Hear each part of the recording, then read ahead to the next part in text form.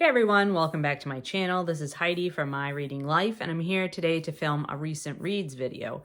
So since the beginning of March, I've done fairly well reading. It's the 15th today, so halfway through the month, and I've finished 2 books for the BookTube Prize, and then I've read 4 other books that I will talk about here today. And I will talk about the BookTube Prize books, of course, at the end of this round, which will be the end of March. So the first book I'd like to talk about is a book that I was reading, I think, in my last Friday Reads video, and that is a book called Entanglements by Tora Johnson. I don't have a copy here to show you because it was lent to me by a work colleague. And this is a book about the intertwined destinies of fishermen and whales. So in the Northeast Atlantic, there is a lot of controversy around the endangered right whale and also humpback whales, which often get entangled in fishing gear. And so for a long time, there's been work to try to reduce the amount of entanglements that whales, just by reducing the amount of fishing gear that is in the water. There's been rerouting of ship traffic to try to avoid ship strikes, killing whales. There's all these different things. There's been efforts to try to disentangle whales once they do become entangled in fishing gear. So there's a lot of work that's been done around this problem that we have of the two worlds colliding, basically. And this book was written by Tora Johnson, who is a professor at the University of Maine in Machias. She was my professor of Geographic Information Systems, and she has also done a lot of writing about whales and things like that, and fisheries management issues. This book was first published in 2005, so it's about 20 years old, but the problem that she's talking about in this book has not gone away. If anything, it's gotten worse. And the governments that are in charge of regulating fishing and also of protecting whales are still trying to figure out a way that the two things can coexist together. And maybe that can happen and maybe it can't. It's still unclear as of this point. But I thought that the book was just a really excellent description of the problem, and also just a really clear-eyed view at the complex nature of trying to balance use of a resource with protection of a resource. And that is my sweet spot when it comes to environmental issues. That is the place that I work, and that is the issue that I care most about. I get really passionate about the idea that there needs to be a balance between protection of things and use of things. So this was right in my wheelhouse. I think Tora Johnson writes really well in a really empathetic way for both whales and fishermen. She's very unbiased when she comes to talking about the problems and also about the solutions that have been tried, the solutions that have failed, and what could be done in the future. I think she does a really nice job of laying it all out. So if you're looking for a book that sort of describes the issue clearly, this is a good book for you. If you're looking for a book that talks about, in general, the problem of trying to protect an endangered species while also allowing for the fact that humans live in the world, I think this is a good book for that as well. The second book I finished was an ebook called The Only Good Indians by Stephen Graham Jones. This has been a very popular book on BookTube. It is what I would call literary horror. Stephen Graham Jones is an Indigenous author, and this is a book with Indigenous characters in it, which I really, really liked. And I will say, first of all, this story has a lot of animal violence in it. So if that is the kind of thing that bothers you, steer clear of The Only Good Indians. But if you can hang with that, if you're okay with not loving it, but okay with reading about it, I would say this is a horror book that's not particularly scary. It's talking about horrific things, but not in like a jump out from behind the door and scare you kind of way. So it's not shocking scary. It's just, it can be very gory, and the things that are being discussed are quite horrific. But the story is really good. It's really well told. It's very propulsive. I really enjoyed the characters. You're following this group of young men who, when they are teenagers, shoot a herd of elk, and it is out of season and in an area they're not supposed to be in, and they get caught by a game warden, and things, they have punishments that happen to them for that. But that particular act then goes on to haunt them throughout their lives. And you find out exactly how they are haunted by this act as the story unfolds. It is told in a very odd kind of style in that you follow one main character, Lewis, for like the first 100 and so pages of the book. And then you follow some other characters after that. So you think the book is going to be one thing, and then turns out the book is something else. And I really liked that aspect of it. I liked the surprising nature of it. I really liked what the book has to say about stereotypes about Native Americans, about your white expectations about those stereotypes, and the book kind of plays on that. I really enjoyed that. There's also some really great female characters in the book, which I simply love the female characters in this book. I thought they were fantastic.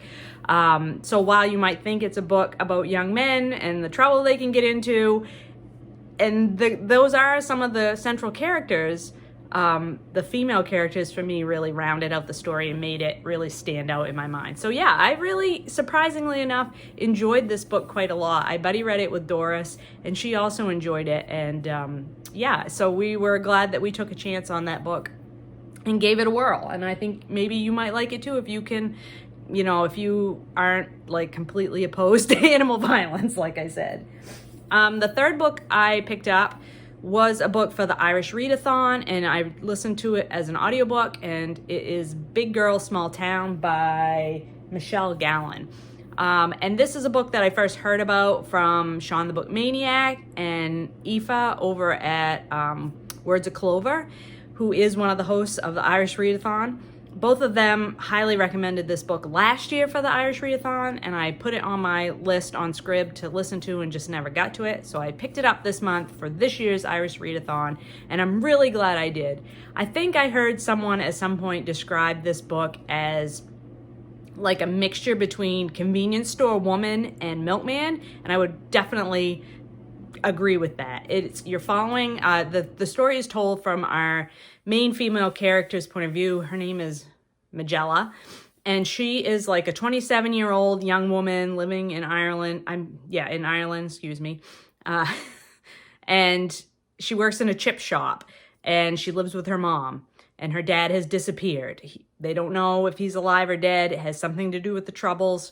And, you know, Magella is just going through her days by days. She also seems to have some sort of on the spectrum type of a deal, some sort of problems dealing with social issues. I mean, social settings, social events, things like that seem to bother her. She has some coping mechanisms that she deploys to deal with those things. And she's just a really like straightforward and wryly funny character. Like as she's narrating this, it's all like stream of consciousness in her own mind. We're just with her thoughts as she like goes through her days, and she sort of punctuates her thoughts with this list that she has, or this list that she carries in her mind of good things and bad things, and it's a numbered list. And so like she'll say, you know, item 5.2 or whatever, telephones ringing. And she'll describe this, how the telephone keeps ringing and ringing and ringing and driving her nuts. And it's just really funny like that. But it's also very serious because it's also talking about all of the things that Magella has had to deal with in her young life.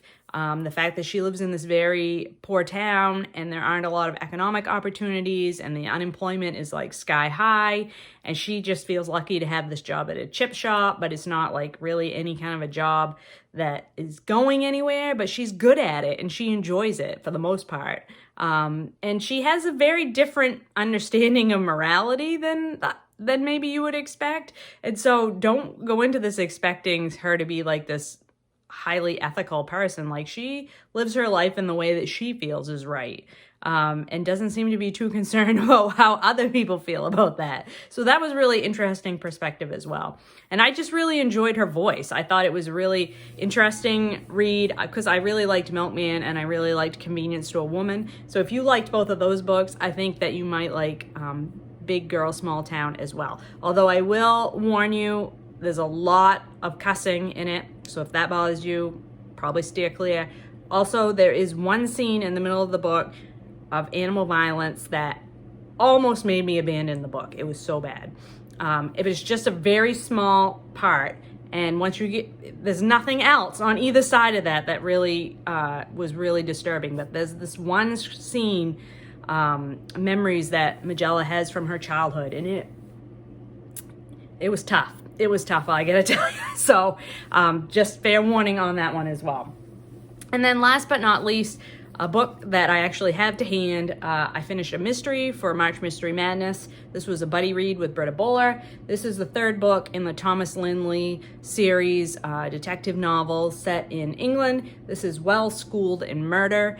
And we're following the case. Thomas and his partner Havers are following a case of a missing child. The child is a young boy who is enrolled in a boarding school in the English countryside, and he's missing, and one of the teachers at the school is an old school chum of Lindley's, and so this school chum asked Lindley to get involved and to try to figure out what's happened to this boy. And so that's the start of the mystery, and it is very twisty-turny. There are lots of options for what has happened to this child.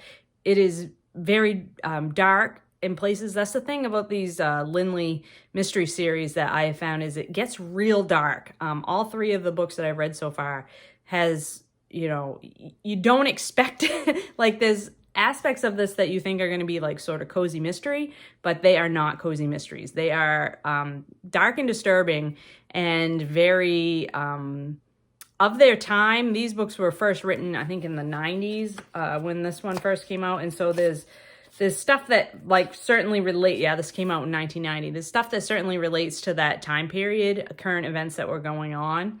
I really love the character development in this series. I love the relationships between Lindley and his partner Havers. I love the relationships between Lindley and his friends, who are also, get involved in these murders, and you learn a little bit more about each of them in each of the installments of the mystery series. And that's what I'm here for when it comes to a long-running mystery series, of the relationships with the central characters. I just love that aspect of it, and Elizabeth George does a great job with that. I liked the mystery somewhat less than that aspect of the story. I think it was still good, but there were aspects of it that kind of irritated me, that I felt were problematic to not. I don't want to get too detailed here. I'm trying to be really careful to not give any spoilers for this book. So that's why I'm being so sort of general about this.